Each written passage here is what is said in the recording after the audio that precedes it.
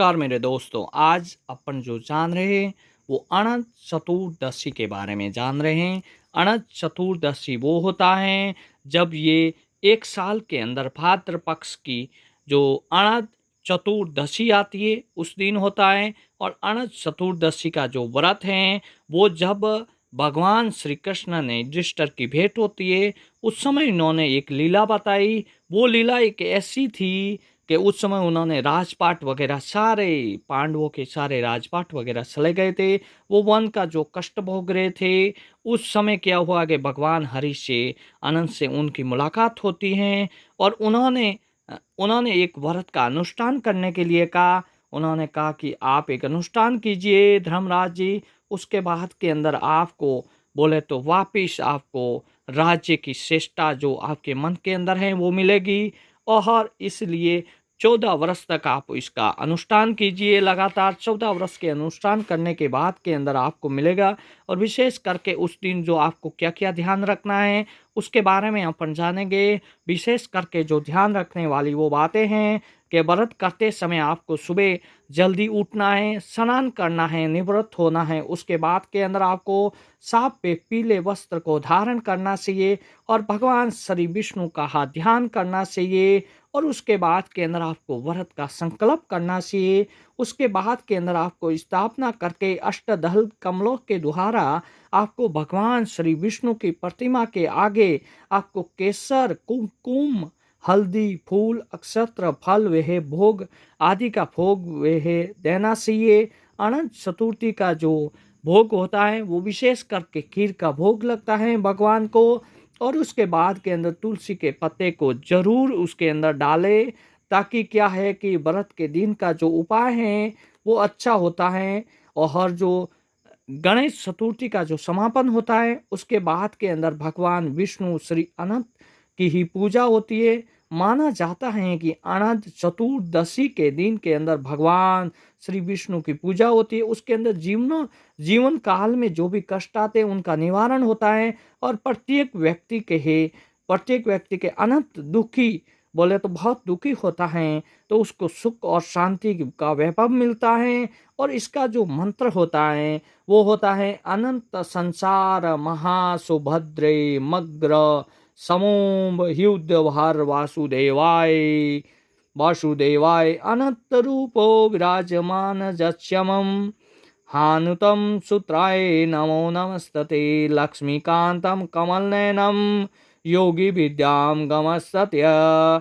यह मंत्र का जाप करना चाहिए। और पूजा के अंदर विशेष करके आपको एक चीज़ का ध्यान रखना चाहिए। वो ध्यान रखना चाहिए कि जब भी आपका जो अनंत चतुर्दशी का जो दिन होता है वो बहुत सारे लोगों को इसका व्रत का अनुष्ठान कराए। और फल वह आदि खाने से आपको कटु के आटे के बने हुए चीजें भी खानी चाहिए, आपको आलू हुए साबूदाने भी खाने चाहिए। और भगवान श्री हरि श्री अनंत का कोई रूप नहीं होता है, वो तो अजर और अमर हैं। उनका न तो कोई आदि है न कोई अंत है। वो तो शाश्वत यह आदि विवाह आदि मानव है, वो कभी मरते ही नहीं है। और अनंत चतुर्दशी का जो व्रत आएगा वो 17 सितंबर 2024 को मंगलवार को आएगा। विशेष करके जब अनंत चतुर्दशी का जो व्रत है वो विशेष करके जो शाब्दिक इसका अर्थ होता है अंत वह अंतहीन सुखी श्री हरि श्री अंत का आदिम प्राणी है, परंपरा बर्मा है वो, और सर्वोश भगवान है। उनकी जो आरंभ यह अंत का मूल का कोई ज्ञान ही नहीं होता है, न किसी मनुष्य को हुआ है न किसी मनुष्य को होगा। अनंत अनंत चतुर्दशी को हो, विशेष करके अनंत चतुर्दशी का जो व्रत होता है उसमें पूजा वह उसके अंदर क्या सुख व शांति मिलती है। उनका क्या एक धागा का सूत्र बांध करके 14 घाटे उसमें लगानी चाहिए। और ये भाद्र पक्ष के अंदर शुक्ल पक्ष में आता है।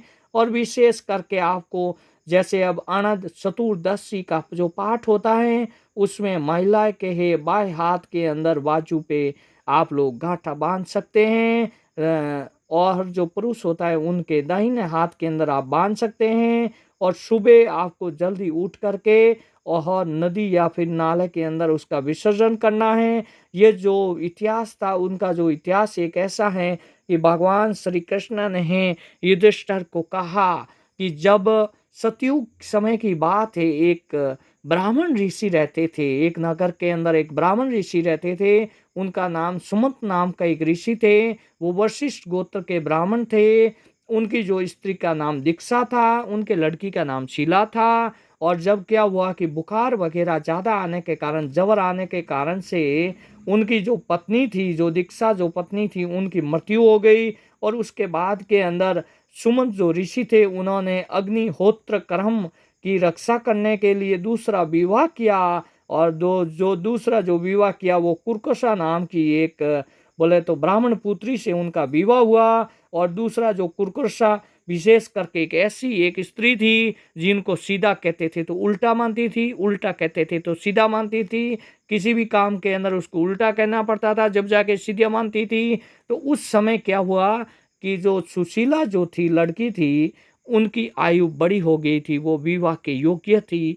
उनका जो विवाह कराया, वो विवाह कराया कोडिली ऋषि के द्वारा उनका विवाह संपन्न हुआ। और विवाह संपन्न होने के बाद के अंदर जब भात डालते हैं, उनके अंदर जब खाने पाने का डालते हैं, तो उनके अंदर क्या हुआ कि कुरकुसा एक बदमाश थी। बदमाश स्त्री होने के कारण उन्होंने पत्र वह, ईंट वह आदि डाले।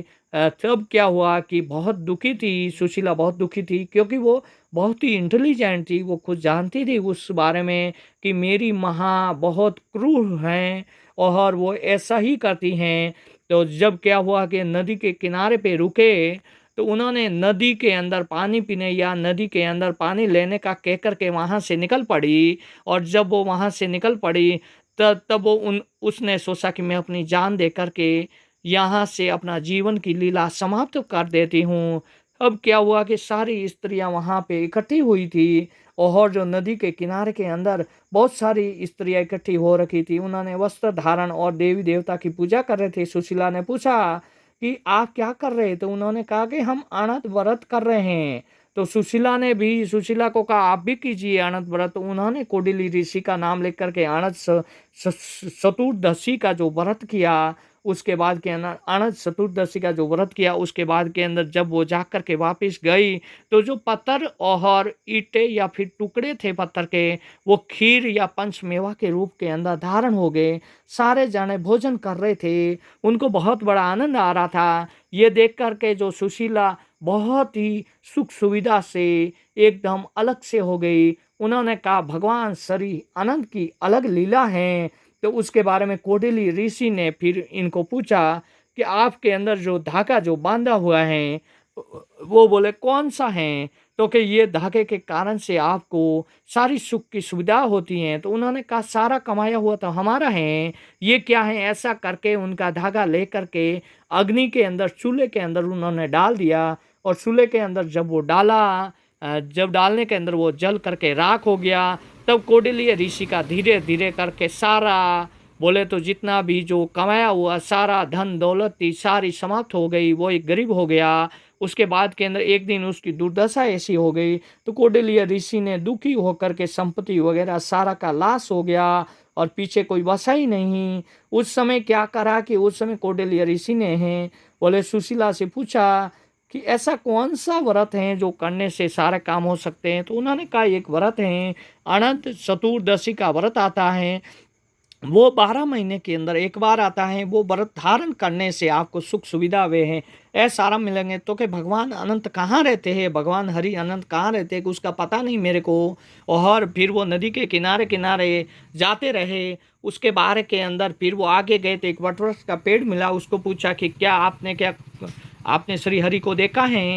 आपने भगवान श्री हरि को देखा है? उन्होंने मना किया, मैंने श्री हरि को नहीं देखा। फिर वो आगे गए, दो बहर की जो इधर इधर थी, दोनों के बैर उल्टे उल्टे लगे हुए थे। उनको पूछा क्या आपने श्री हरि को देखा है? तो कहे हमने श्री हरि को नहीं देखा है। उसके बाद के अंदर आगे गए, दो बावड़ियाँ मिली उनको, एक का पानी इधर आ रहा था, एक का पानी उधर जा रहा था। तो उनको बहुत बड़ा आश्चर्य होगा। उन्होंने पूछा कि ये इधर-इधर क्यों जा रहा है? उसका पता नहीं कि श्री अनंत को आपने देखा है? तो क्या हमने कि नहीं देखा।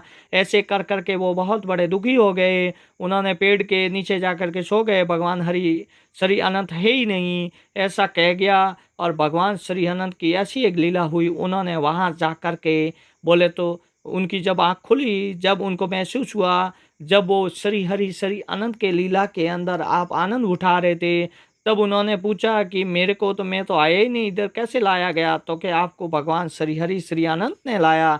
तो क्या आप बोलिए, आप कैसे आपका आवागमन हुआ, आपका पधारना कैसे हुआ? तो उन्होंने कहा कि हमारा आने का जो बोले तो मेन जो प्रयोजन है, वो प्रयोजन ये है कि अनंत चतुर्दशी क्या है, उसके बारे में आप विवरण बताइए। उन्होंने कहा जो अनंत चतुर्दशी वो होती है जो 1 साल के अंदर 1 बार आती है, 14 वर्ष तक आपको करनी चाहिए, जिससे आपको सुख सुविधा वह ऐशो आराम मिलते हैं और अनेक तरह की सुख सुविधाएँ आपको अर्पित होती हैं और भगवान श्री हरि के अनंत के अंदर आपको विष्णु लोक की प्राप्ति होती है, इसलिए करना चाहिए। फिर उन्होंने पूछा कि मेरे को ये जो वटवृक्ष मिला था ये कौन था? तो कि ये सबसे बड़ा एक हाथी था, जो बलशाली था, जो बल के रूप के अंदर सारों को दुखी करता है, इसलिए वो वटवृक्ष हैं।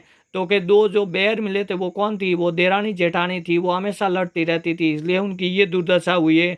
तीसरा उन्होंने कहा एक बावड़ी दूसरी बावड़ी में जाती है, ये कौन है? तो कि उनके जो पिछले जन्म का कर्म है, उन्होंने क्या कहा कि लोगों का ले के खाया हुआ है, इसलिए ये हुआ है। तो ऐसा जान कर के भगवान श्री हरि ने कहा 14 वर्ष तक आप अनुष्ठान कीजिए, आप यज्ञ कीजिए, दान कीजिए, पुण्य कीजिए और जिससे आपकी विष्णु लोक के अंदर प्राप्ति होगी और जो भी आपने खोया हुआ है वो सारा मिलेगा। मैं आपसे आशा करता हूँ मैंने जो वीडियो बनाई वो आपको पसंद आई होगी। लाइक, शेयर और सब्सक्राइबर कीजिए। चैनल पे नए आए हो तो लाइक कीजिए, शेयर कीजिए और सब्सक्राइबर कीजिए।